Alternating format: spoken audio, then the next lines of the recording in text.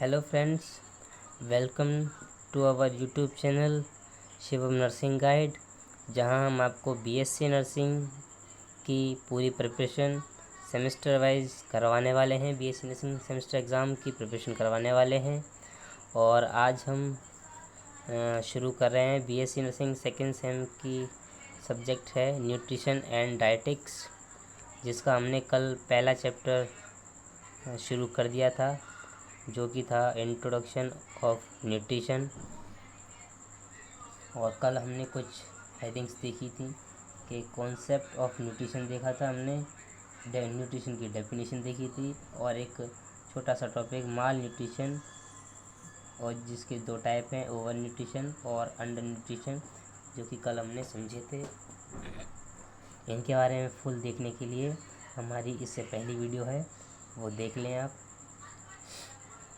इसके पार्ट 2 में हम आज करवाने वाले हैं role of nutrition in maintaining health, factors affecting food and nutrition, और importance of nutrition in nursing.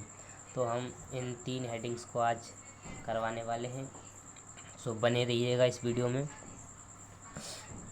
और वीडियो अच्छी लगे तो लाइक कीजिएगा और ज़्यादा से ज़्यादा शेयर कीजिएगा, और चैनल को सबसे पहले सब्सक्राइब ज़रूर कीजिएगा। तो शुरू करते हैं आज का ये वीडियो। तो हमारी पहली हेडिंग होने वाली है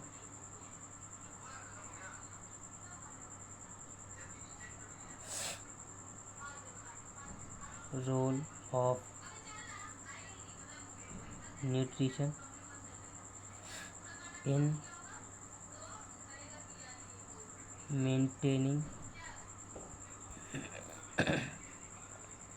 हेल्थ। ठीक है, न्यूट्रिशन का क्या रोल रहता है हमारी हेल्थ को मेंटेन करने में। ठीक है, तो पहला रोल क्या है? पहला रोल है ग्रोथ एंड डेवलपमेंट। यानी कि न्यूट्रिशन में जो हम न्यूट्रिएंट्स लेते हैं, न्यूट्रिशन के रूप में न्यूट्रिएंट्स जो लेते हैं, वो सबसे पहले हमारी बॉडी ग्रोथ और डेवलपमेंट में हेल्पफुल रहता है। ठीक है, चाहे वो मेंटली ग्रोथ हो, फिज़िकली ग्रोथ हो, ठीक है, और या फिर मेंटली ग्रोथ, या फिर हम कह सकते हैं कि कॉग्निटिव डेवलपमेंट भी कह सकते हैं। और स्पेशली ये चिल्ड्रंस में और अडल्ट्स में देखने को मिलता है, एडोल्ट्रेंस में। ठीक है, और ये सपोर्ट क्या करता है, जैसे कि कोई भी सेल डैमेज होगी उसको रिपेयर करेगा, सेल की ग्रोथ करेगा, और सेल के लिए रीजनरेशन करवाएगा। और जैसे मान लीजिए अगर किसी न्यूट्रिएंट्स की कमी हो गई, जैसे प्रोटीन, विटामिन, मिनरल्स हैं, कार्बोहाइड्रेट है, फैट है, तो उससे हमें क्या है, ग्रोथ और डेवलपमेंट प्रॉपर हो नहीं पाता है, जिससे हम स्टंटिंग, अंडर न्यूट्रिशन और तुम्हारा अंडर वेट, वास्टिंग, इसके क्या है, ये डिजीज़, ये डेवलपमेंट क्या है, रुक जाता है, और ये जो क्या है, ये लीड करता है। ठीक है, दूसरा इसका पॉइंट है resistance to infection.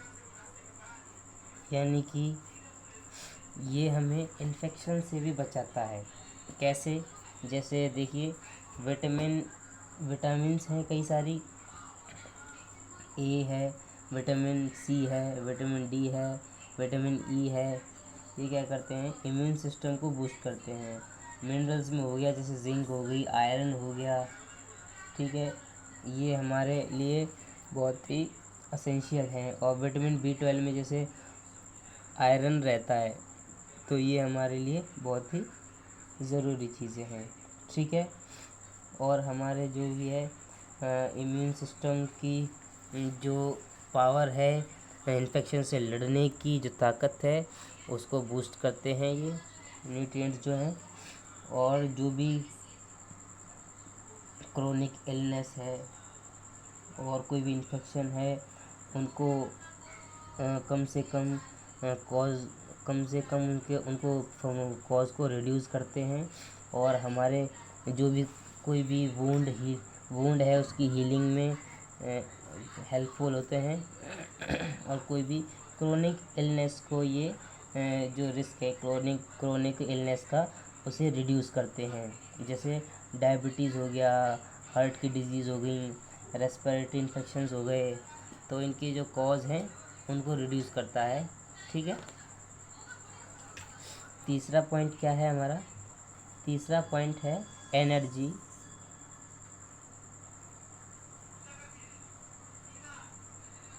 Provision. Energy provision, देखिए एनर्जी प्रोविज़न क्या है कि जैसे मान लीजिए कार्बोहाइड्रेट है, फैट है और प्रोटीन है, ये हमारे मैक्रोन्यूट्रिएंट्स हो गए। ठीक है। ये क्या प्रोवाइड करते हैं? हमें एनर्जी प्रोवाइड करते हैं डेली लाइफ के लिए। जो हम डेली लाइफ में जो एक्टिविटीज़ करते हैं, बॉडी जो भी फंक्शंस करती है, उनके लिए हमें जो प्रॉपर एनर्जी प्रोवाइड करती है ये तीनों मैक्रोन्यूट्रिएंट्स करते हैं। ठीक है।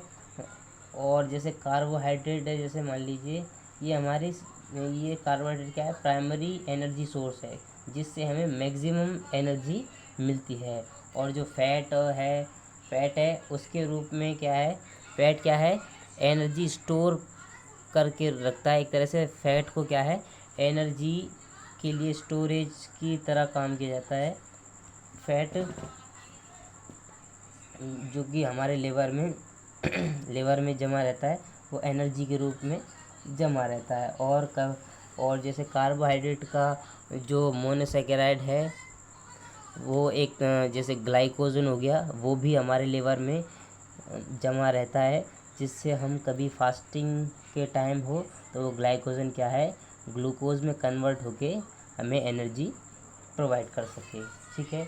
और प्रोटीन क्या है? एक एसेंशियल ऐसा न्यूट्रिएंट्स है जो कि मसल स्ट्रेंथ को, टिश्यू रिपेयरिंग को और एक एंजाइम प्रोडक्शन को क्या है? प्रमोट करता है। ठीक है। प्रोटीन मसल स्ट्रेंथ के लिए तो बहुत ही ज़्यादा यह यूज़फुल है। और जैसे मान लीजिए इन तीनों जो मैक्रोन्यूट्रिएंट्स हैं, जैसे कार्बोहाइड्रेट, फैट और प्रोटीन, इन तीनों की अगर डेफिशिएंसी होगी यानी कि कमी हो गई तो हमें कई सारे क्या है? डिजीज़ लीड कर सकती हैं। जैसे मान लीजिए फटीग हो गई, वीकनेस हो गई। ठीक है। और प्रोडक्टिविटी रिड्यूस हो जाएगी। ठीक है। ये काफ़ी जो हैं ये 2-3 क्या है? सिम्टम्स हैं जो कि हमें डेफिशिएंसी के कारण दिखाई देते हैं। जो मैक्रोन्यूट्रिएंट्स हैं उनकी डेफिशिएंसी के कारण दिखाई देते हैं। चौथा हमारा पॉइंट होने वाला है मेंटल हेल्थ। मेंटल हेल्थ क्या है कि जैसे प्रॉपर न्यूट्रिशन जो कि सपोर्ट करता है ब्रेन के फंक्शंस को, मेमोरी को और मेंटल वेलबींग को। कैसे? अगर हम प्रॉपर न्यूट्रिशन नहीं लेंगे तो हमारा माइंड भी काम नहीं करेगा। जैसे मान लीजिए ओमेगा 3 जो फैटी एसिड्स हैं और विटामिन बी है और एंटीऑक्सीडेंट्स हैं। ठीक है। ये क्या है? कॉग्निटिव जो हेल्थ है, हमारी जो मेंटल हेल्थ है, उसके लिए बहुत ही एसेंशियल होते हैं। ठीक है। और जैसे मान लीजिए इनकी डेफिशिएंसी हो गई, जैसे डेफिशिएंसी होगी आयरन की, फॉलिक एसिड की, विटामिन डी की, तो ये क्या है? मूड डिसऑर्डर्स, जैसे मान लीजिए डिप्रेशन हो गया, एंजाइटी, ये कॉज करते हैं। ठीक है। अगर जैसे मान लीजिए किसी में omega 3 fatty acids, vitamin B की, एंटीऑक्सीडेंट और आयरन, फॉलिक एसिड हो गया, विटामिन D3 हो गई, इनकी अगर डेफिशिएंसी होती है तो हम ज़्यादा जल्दी यानी कि हमें ज़्यादा टेंशन की ज़रूरत नहीं पड़ेगी। थोड़ी सी टेंशन हमें डिप्रेशन में डाल सकती है। ठीक है। एंजाइटी में डाल सकती है। इसीलिए बैलेंस न्यूट्रिशन क्या करता है? जो जनरेटिव जो डिजीज़ है, न्यूरो डिजेनरेटिव जो हमारी कॉग्निटिव जो एक्टिविटीज़ हैं उनको जो रिड्यूस करने वाली डिजीज़ हैं, उनको अगर रिड्यूस करना है, डिजीज़ को अगर हम रिड्यूस करना चाहते हैं तो हमें वेल बैलेंस न्यूट्रिशन लेने की बहुत ज़्यादा ज़रूरत है।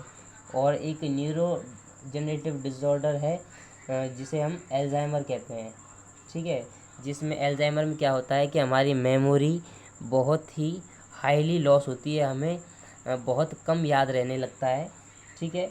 तो अगर हमें एल्जाइमर जैसी डिजीज़, डिप्रेशन, एंजाइटी अगर नहीं होने देनी है तो हमें प्रॉपर न्यूट्रिशन लेना चाहिए, ठीक है। अगला पॉइंट क्या है, ये है मॉर्टेलिटी।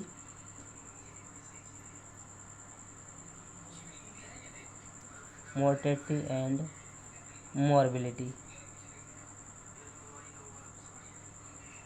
मॉर्टेलिटी और मॉर्बिलिटी क्या है, देखिए समझते हैं। ये जैसे मान लीजिए एक तरह से ये एक तरह से इलनेस है, जैसे ओबेसिटी हो गई, डायबिटीज़ हो गई, और जो हमारी हार्ट डिजीज़ है जैसे कार्डियोवैस्कुलर डिजीज़ हो गई, ये होती है मॉर्बिडिटी, ठीक है, मॉर्बिडिटी, ठीक है। और मोर्टेलिटी क्या होती है, ये मोर्टेलिटी क्या होती है, डेथ रेट होती है, जो किसके कारण होती है, माल न्यूट्रिशन के कारण होती है, ठीक है।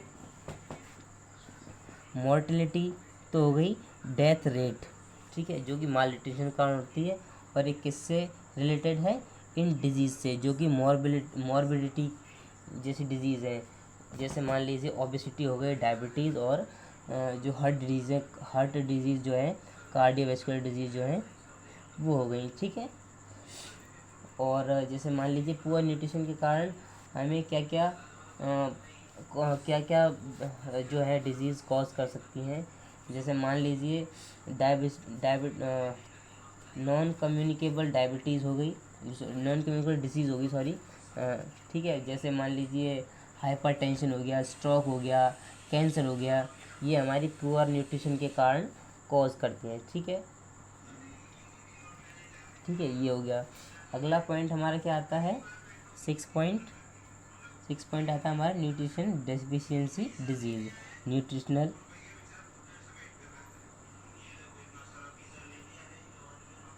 डेफिशिएंसी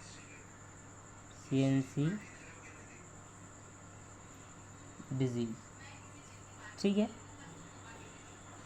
आप इसके नाम से ही समझ गए होंगे, न्यूट्रिशनल डेफिशिएंसी डिजीज़, यानी कि जो भी एसेंशियल न्यूट्रिएंट्स हैं उनकी क्या है, कमी हो रही है हमारी बॉडी में, ठीक है।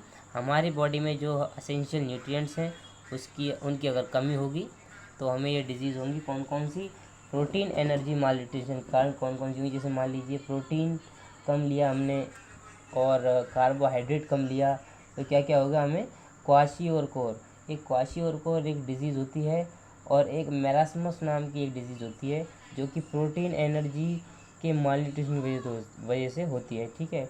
और एक विटामिन डेफिशिएंसी जो डिजीज़ है कौन कौन सी, जैसे विटामिन डी की कमी से क्या होता है, रिकेट्स रोग होता है, जो कि हम 8वीं 10वीं क्लास से पढ़ते आ रहे हैं। और विटामिन बी की कमी से होता है बेरी रोग, ठीक है। विटामिन सी की कमी से स्कर्वी रोग, ठीक है। तीसरा, और जैसे मान लीजिए मिनरल्स हो गए, मिनरल्स जैसे आयोडीन की कमी से हमें क्या होगा, गॉइटर रोग होगा, जिसे हिंदी में कहते हैं घेंघा, ठीक है। आयरन की कमी से होगा एनीमिया, ठीक है। तो ये जो न्यूट्रिएंट्स हैं उनकी डेफिशिएंसी से कुछ डिजीज़ ऐसी हैं जो हमें फेस करनी पड़ती हैं, ठीक है। तो पहला क्या था, प्रोटीन एनर्जी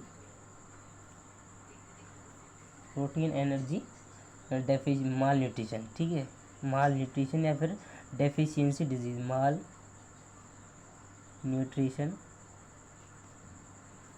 ठीक है। प्रोटीन एनर्जी माल न्यूट्रिशन की वजह से कौन कौन सी मैंने बताई थी, एक तो क्वाशियोरकोर पहला था एग्जाम्पल में है, ठीक है,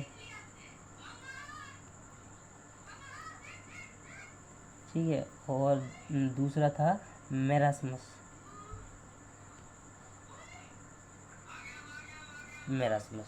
ये 2 डिजीज़ हैं जो कि प्रोटीन एनर्जी मालन्यूट्रिशन की वजह से कॉज करती हैं। ठीक है, अगला हम पढ़ते हैं। आप साथ ही साथ मेरे साथ नोट्स भी बना सकते हैं।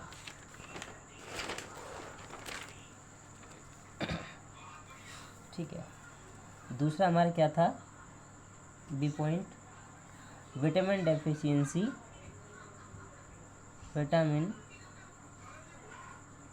Deficiency disease. Vitamin deficiency disease में विटामिन डी की कमी से क्या है, विटामिन डी की कमी से क्या है, रिकेट्स रोग, रिकेट्स जो डिजीज़ है वो हो गई। ठीक है, और विटामिन सी की कमी से क्या है, स्कर्वी रोग है। ठीक है, स्कर्वी। और विटामिन बी की कमी से कौन सी डिजीज़ हो गई, बेरी। ठीक है, बेरी डिजीज़ हो गई। ठीक है, और एक और बता देता हूँ मैं, विटामिन ए की कमी से कौन सी है, वो है, हिंदी में हम रतौंधी बोलते हैं, वैसे ब्लाइंडनेस होती है, ब्लाइंडनेस। रिकेट्स को बोलते हैं हम, रिकेट्स का मुझे याद नहीं आ रहा है, स्कर्वी को स्कर्वी बोलते हैं, इसको बेरी बोलते हैं, इसको बोलते हैं रतौंधी रोग। ठीक है, दूसरा, मिनरल्स की डेफिशिएंसी से क्या होता है, कौन कौन से रोग होते हैं, मिनरल्स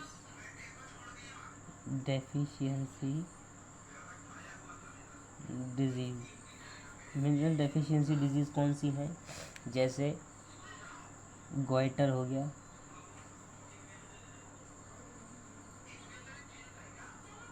गोइटर किसकी कमी से होता है, आयोडीन की कमी से, आयोडीन की कमी से हो गया गोइटर। ठीक है, दूसरा एनीमिया हो गया, एनीमिया किसकी कमी से होता है, आयरन की कमी से। ठीक है,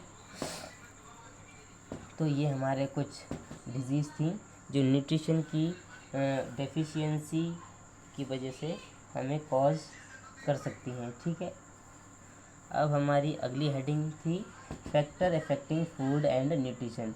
कौन कौन से ऐसे फैक्टर्स हैं जो हमारे फूड को और न्यूट्रिशन को इफ़ेक्ट करते हैं। ठीक है, हेडिंग डाल लेते हैं,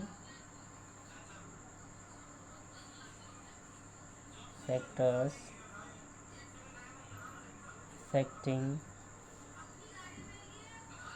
फूड एंड न्यूट्रिशन।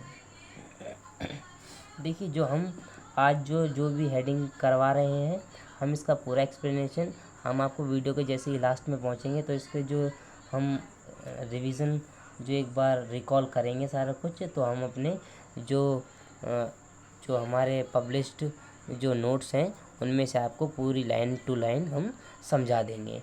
ठीक है, ये सिर्फ समझने के लिए है और आप इसमें से शॉर्ट नोट्स आप बना सकते हैं। ठीक है, और आपको प्रॉपर नोट्स चाहिए तो हम लास्ट में आपको बता देंगे हम। ठीक है, तो आगे चलते हैं। तो हमारा हेडिंग क्या थी, factor affecting food and nutrition. ऐसे कौन से फैक्टर्स हैं जो फूड और न्यूट्रिशन को इफ़ेक्ट करते हैं। ठीक है, तो काफ़ी सारे फैक्टर्स हैं, जैसे कि मान लीजिए सोशियो इकोनॉमिक फैक्टर हो गया। सोशियो इकोनॉमिक फैक्टर जैसे मान लीजिए इनकम हो गई, एजुकेशन हो गई। ठीक है, ये फूड चॉइस को क्या है, डिटरमाइन करते हैं। जैसे कि मान लीजिए किसी की कोई ऐसा, जैसे मान लीजिए कोई स्टूडेंट है, तो स्टूडेंट क्या है, ज़्यादा जो बाहर तैयारी वगैरह करते हैं वो क्या मानते हैं कि हमें कम खाना चाहिए, जो पढ़ने वाले बच्चे कम खाना चाहिए और तो नींद कम आएगी। तो उनके नॉलेज के हिसाब से, एजुकेशन के हिसाब से और कई बार जैसे इनकम के हिसाब से जो पुअर फैमिलीज़ हैं वहाँ पे इनकम के हिसाब से क्या है कुछ न्यूट्रिएंट्स की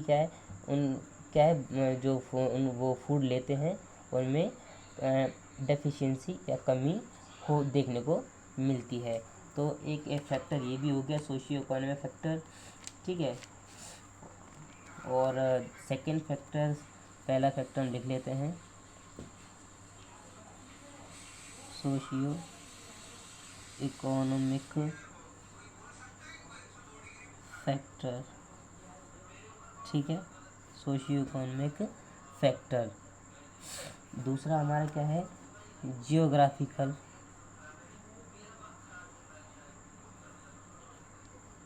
फैक्टर। जियोग्राफिकल फैक्टर, देखिए ऐसा नहीं है कि सिर्फ हमारा जो फूड और न्यूट्रिशन है वो केवल उन्हीं रीज़न से क्या है जो इफ़ेक्ट करे जो न्यूट्रिशन की कमी करते हैं। कई क्षेत्रों में ऐसा है, कई एरिया ज्योग्राफिकल एरियाज़ में कई जगहों पर ऐसा है, कई फैक्टर्स ऐसे हैं जो कि उसको जैसे न्यूट्रिशन, ओवर न्यूट्रिशन की कैटेगरी में भी कहीं ना कहीं आ जाता है। ऐसा नहीं है सिर्फ अंडर न्यूट्रिशन ही आएगा, जो इफ़ेक्ट है वो अंडर न्यूट्रिशन ही होगा, नहीं, वो ओवर न्यूट्रिशन भी हो सकता है कई जगह, ठीक है। तो एक ये भी फैक्टर्स इफ़ेक्ट करते हैं। तो न्यूट्रिशन हमारा over nutrition and under nutrition दोनों हो सकते हैं, ठीक है। अगर इकोनॉमिकली कोई फैमिली स्टेबल है और अच्छी खासी इनकम है, पॉवर्टी नहीं है, तो वहाँ पे हेल्दी फूड्स होंगे और फूड की अवेलेबिलिटी क्या है वो ज़्यादा होगी, और तो वहाँ पे क्या है ओवर न्यूट्रिशन हम एक तरह से रीज़न कह सकते हैं, ठीक है। दूसरा हमारा पॉइंट था ज्योग्राफिकल फैक्टर, ठीक है। अब ज्योग्राफिकल फैक्टर्स में क्या है, क्लाइमेट हो गया, सॉइल कंडीशंस हो गई, ये क्या करती हैं फूड प्रोडक्शन को इन्फ्लुएंस करती हैं और उसकी जो उपलब्धता है, अवेलेबिलिटी है, उसको कॉज करती हैं, ठीक है। दूसरा जैसे मान लीजिए कोस्टल रीजन्स हो गए, वो क्या करते हैं मोर सी फूड क्या है कंज्यूम करते हैं। कोस्टल रीजन्स हो गए, जैसे मान लीजिए कई क्या है जैसे मान लीजिए जो सी फूड्स क्या हैं, जैसे चावल हो गए और ग्रेन्स हो गए, लाइक लीव स्टॉक्स हो गए, ठीक है, ये फूड्स क्या है ज़्यादा करते हैं। और जबकि आइलैंड एरियाज़ में ये ग्रेन्स और लिव स्टॉक, हाँ देखिए कई जैसे सी वाले एरियाज़ हो गए, जैसे मान लीजिए कई चावल और मछली खाते हैं कई क्षेत्रों में, जैसे अपने बिहार साइड में, और राजस्थान की तरफ देखें तो हमारे राजस्थान में क्या है गेहूँ, और जो गेहूँ बाजरा ऐसे जो फसल हैं उनको ज़्यादा खाना पसंद करते हैं। तो गेहूँ में कार्बोहाइड्रेट वगैरह ज़्यादा होते हैं। और जैसे मान लीजिए बिहार की साइड में, इधर की साइड में चलिए तो वहाँ नॉन वेज जैसे मछली हो गई, तो उसमें फ़ैट और प्रोटीन के साथ साथ फैट तो मैक्सिमम होता है, तो वहाँ पे फैट ज़्यादा हो गया, कार्बोहाइड्रेट कम है, तो न्यूट्रिशन हमारा क्या है इफ़ेक्ट हो रहा है कहीं ना कहीं, ठीक है। न्यूट्रिशन हमारा इफ़ेक्ट हो रहा है, तो कहीं ना कहीं जोग्राफिकल फैक्टर जो है वो भी इन्फ्लुएंस करता है हमारे न्यूट्रिशन को और फूड को, ठीक है। और जैसे मान लीजिए नेचुरल डिज़ास्टर हो गए, ड्राउट्स हो गए, फ्लूड्स आ गया, तो ये क्या है फूड की सप्लाई को और फूड सिक्योरिटी को भी क्या इफ़ेक्ट करते हैं। तीसरा पॉइंट क्या था हमारा, तीसरा पॉइंट था कल्चरल फैक्टर।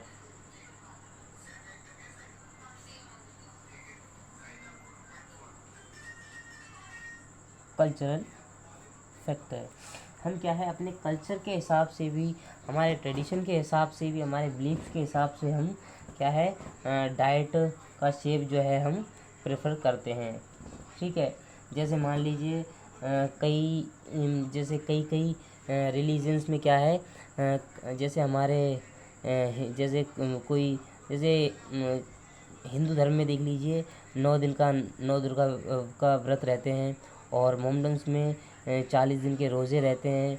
तो अलग अलग रिलीजन्स के अलग अलग जो है क्या है वो कस्टम्स हैं, ठीक है, रिलीजियस कस्टम्स हैं, उनके हिसाब से क्या है वो क्या है बांट रखे हैं। तो कहीं ना कहीं ये क्या है, अगर हम न्यूट्रिशन प्रॉपर नहीं लेंगे, कहीं 9 दिन का 10 दिन का व्रत रह रहे हैं, कहीं 2 दिन का व्रत रह रहे हैं, कहीं क्या है ये 40 दिन के लिए हम व्रत रह रहे हैं, तो कहीं ना कहीं हमारा न्यूट्रिशन इफ़ेक्ट और फूड इफ़ेक्ट कर रहा है, और किसकी वजह से, कल्चरल फैक्टर्स की वजह से, ठीक है। चौथा फैक्टर क्या है हमारा, चौथा फैक्टर है life style choice. Life style choice, life style choice, देखिए लाइफ स्टाइल चॉइस क्या है, कई लोग क्या करते हैं कि हमें तो भाई फास्ट फूड खाना ही खाना है, हमें तो सुबह सुबह कचौड़ियाँ खानी ही खानी है नाश्ते में, और हमें दोपहर में मैगी और ये क्या है फास्ट फूड जो भी है आपका कि भल्ला है, जो भी है आपका कचौड़ी समोसे पेटीज वगैरह जो भी है फास्ट फूड के, हमें दिन में 1 बार या 2 बार तो खाने ही खाने हैं। तो एक लाइफस्टाइल भी एक फैक्टर होता है, ठीक है। जैसे मान लीजिए हम जो फास्ट फूड खाते हैं उसमें, फास्ट फूड जो खाते हैं उसमें हाई कैलोरीज होती हैं, हाई फैट होता है, तो उसकी वजह से कहीं ना कहीं न्यूट्रिशन और जो फूड है वो क्या है इफ़ेक्ट होता है। और जैसे मान लीजिए कई लोग क्या करते हैं, मील्स को स्किप करते हैं, इरेगुलर ईटिंग करते हैं, कभी सुबह खाया कभी शाम को, कभी दोपहर में खा रहे हैं, कभी शाम को नहीं खाया, कभी सुबह नहीं खाया। तो ये कहीं ना कहीं न्यूट्रिशन को, ये कई लोगों की क्या है लाइफस्टाइल ऐसी होती है। कई लोग क्या है ज़्यादातर जैसे स्टूडेंट्स हैं, सुबह सुबह क्या किया, थोड़ा बहुत कुछ खाया और निकल गए कॉलेज स्कूल के लिए। जैसा कि हमारे नर्सिंग वाले जो हमारे जितने भी फ्रेंड्स हैं उन सभी के जीवन में तो क्या है यही है, ठीक है, कि सुबह सुबह जो भी मिला, अगर है कुछ ब्रेड वगैरह तो हम खा गए थोड़ा बहुत, वरना अपना कॉलेज से आए 2-3 बजे जब भी आपकी छुट्टी होती है, और फिर अपना खाना दोपहर में बनाते हैं, फिर वही खाना दोपहर में खपता है और फिर शाम को खाते हैं। तो हमारा कहीं ना कहीं न्यूट्रिशन और जो फूड है वो इफ़ेक्ट करता है लाइफ स्टाइल की वजह से। और कई लोग क्या है जैसे एल्कोहलिक पर्सन है, स्मोकिंग पर्सन है, ये क्या है नेगेटिव इम्पैक्ट डालते हैं न्यूट्रिशन पर, ठीक है। एल्कोहलिज्म क्या है, लिवर में क्या है, ये लिवर को जो है इफ़ेक्ट करती है, लिवर में जो डिजीज़ होती हैं फैटी लिवर डिजीज़ उनको कॉज करता है। तो कहीं ना कहीं एल्कोहलिक और स्मोकिंग जो क्या है हमारे माल हैबिट्स हैं वो क्या है नेगेटिव इफ़ेक्ट डालती है हमारे न्यूट्रिशन पर, और हमारे जो भी है हमारे जो न्यूट्रिएंट्स की नीड है उन पर, ठीक है। और 5वां पॉइंट क्या है आपका, हेल्थ स्टेटस।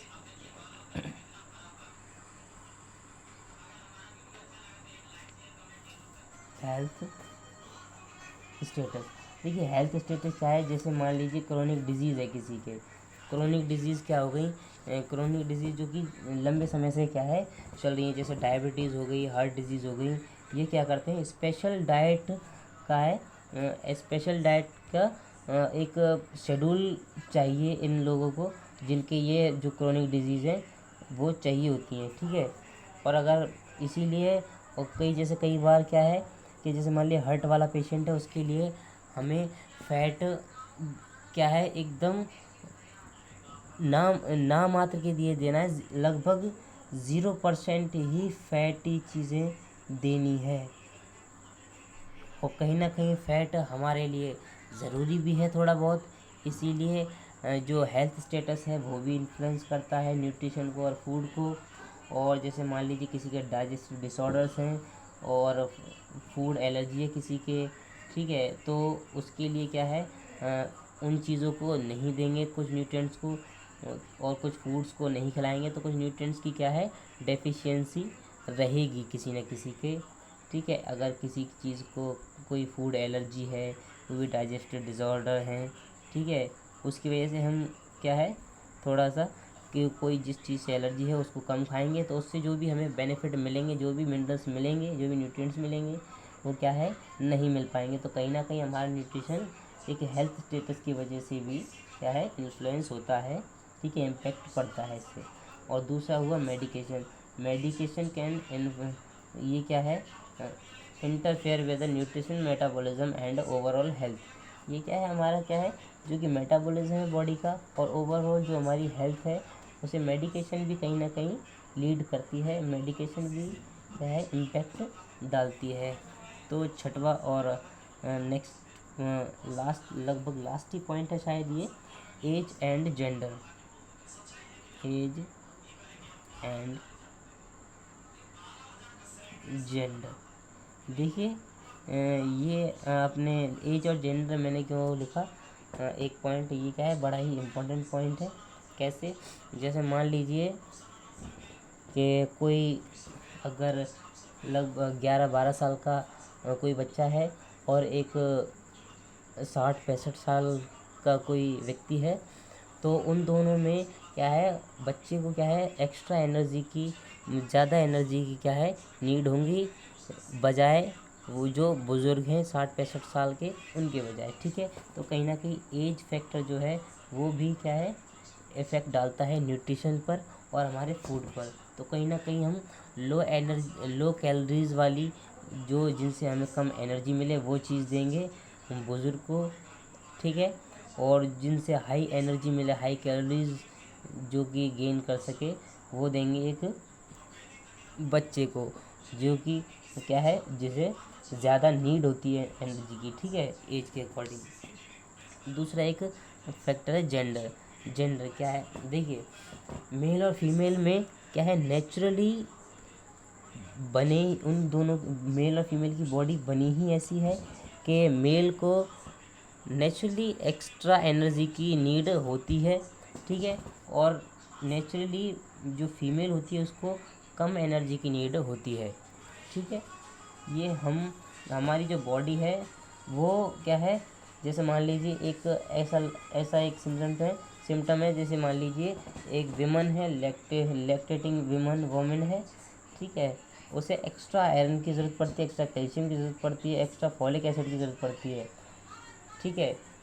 और जैसे कोई मेल पर्सन है उससे क्या है एक्स्ट्रा एनर्जी की, एक्स्ट्रा कैलोरीज की ज़रूरत पड़ती है, ठीक है। जैसे और क्योंकि जो भी प्रेग्नेंट और लैक्टेटिंग जो विमेन है वो क्या है कहीं ना कहीं इन चीज़ों की क्या है जैसे एनीमिया हो गया, तो ये क्या है ये एनीमिया ज़्यादातर लेडीज़ फीमेल्स के होता है, ठीक है। इसीलिए इन्हें मेनली जैसे आयरन, कैल्शियम, इन फॉलिक एसिड, इन चीज़ की इन मिनरल्स की जो कि है ज़्यादा नीड होती है बजाय मेल के। और मेल को एक्स्ट्रा एनर्जी की ज़रूरत होती है, एक्स्ट्रा कैलोरीज की ज़रूरत होती है, ठीक है। एल्डरली देखें जैसे इंडिविजुअल में have reduce appetite and nutrients absorption. देखिए मेनली क्या है, जैसे मान लीजिए मैंने आपको पहले ही बताया, इस लाइन में वही बताया जाए, जैसे मान लीजिए कोई एल्डर पर्सन है, ठीक है, ये उन्हें ज़्यादा क्या है न्यूट्रिएंट्स की ज़रूरत पड़ती है बजाय एक ओल्ड एज पर्सन के, ठीक है। हमारा एक अगला पॉइंट और है सातवां, वो है policy and education. Policy and education, ठीक है। पॉलिसी और एजुकेशन से आप क्या समझते हैं, जैसे मान लीजिए जैसे गवर्नमेंट पॉलिसी क्या है, जैसे गवर्नमेंट पॉलिसी है फूड सेफ्टी, फूड डिस्ट्रीब्यूशन करा रहे हैं और फूड फोर्टिफिकेशन करा रहे हैं, तो उससे क्या है हमें मोर फूड अवेलेबिलिटी होगी, ठीक है, हमारे लिए फूड अवेलेबल हो गए। और जैसे मान लीजिए पब्लिक हेल्थ प्रोग्राम्स हैं, ये क्या करते हैं अवेयरनेस प्रमोट करते हैं, जैसे न्यूट्रिशन के बारे में, हेल्थी डाइट के बारे में, और हेल्थी जो लाइफ है उसे कैसे जिए हम, और क्या कब खाना चाहिए, कितना खाना चाहिए, पूरा हमें एक क्या है डाइट चार्ट बनाते हैं। तो जो भी पब्लिक हेल्थ जो प्रोग्राम्स होते हैं वो प्रमोट करते हैं न्यूट्रिशन हेल्थ को और फूड को, ठीक है। प्रॉपर जो भी है, जो हमें एसेंशियल जो फूड है, मेनली एसेंशियल जो भी न्यूट्रिएंट्स हैं उनके लिए। और जैसे मान लीजिए स्कूल में क्या है, मिड डे मील होती है स्कूल्स में, जो क्या है मील प्रोग्राम्स होते हैं और फूड सब सब्सिडीज़ होती हैं, वो क्या है इम्पैक्ट डालती है न्यूट्रिशन एक्सेसिबिलिटी पर, ठीक है। तो इसीलिए पॉलिसी और एजुकेशन भी क्या है बहुत ज़्यादा इम्पैक्ट करती है, ठीक है। एक फैक्टर आता है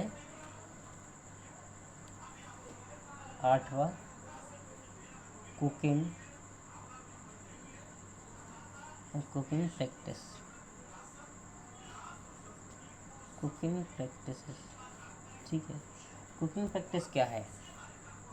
जैसे मान लीजिए कुकिंग प्रैक्टिस, जैसे मान लीजिए ओवर कुकिंग है वेजिटेबल्स की, हम ज़्यादा खाना बना रहे हैं तो विटामिन ज़्यादा वेजिटेबल्स खा रहे हैं तो क्या है विटामिन्स जो है, और विटामिन्स हम कम लेंगे।